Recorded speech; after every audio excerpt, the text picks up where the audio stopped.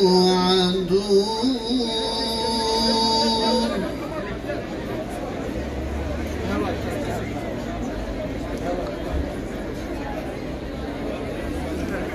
نحن أولياؤكم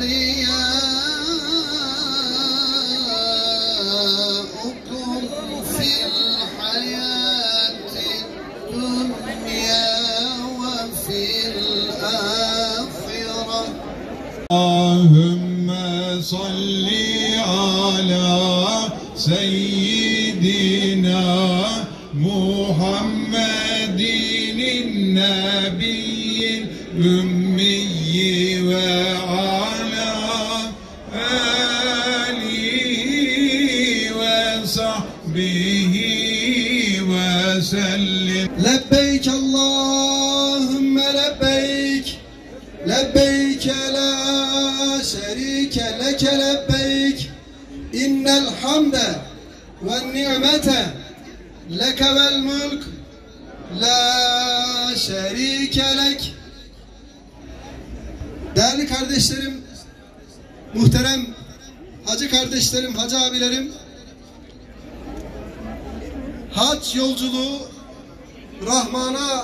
Rahman'ın evine yolculuk elbette ki yolculukların en hayırlısıdır. Biliyorum ki heyecan dolusunuz. Bir an önce yola çıkmak istiyorsunuz. Ancak hacca gidecek olanların heyecanı kadar hacca gideceklerden dua bekleyen, kendilerinin hatırlanmasını isteyen yakınları da en az o kadar heyecanlı, sevinçli ve hacı kardeşlerimizden beklentileri var.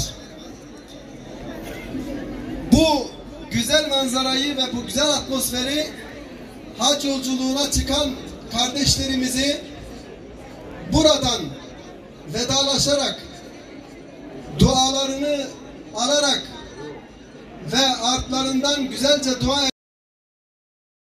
Allahu Ekber, Allahu Ekber, La ilahe illallah, Allahu Ekber, Allahu Ekber ve lillahil hamd.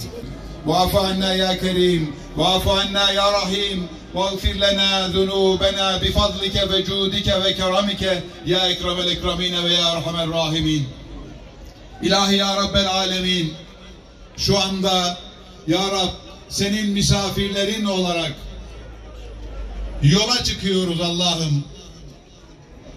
Malatya'mızdan Kabe-i Muazzama'yı hac etmek, Ravza-i Mutahhara'yı ziyaret etmek üzere hacılarımızla, hacı adaylarımızla toplandık Allah'ım.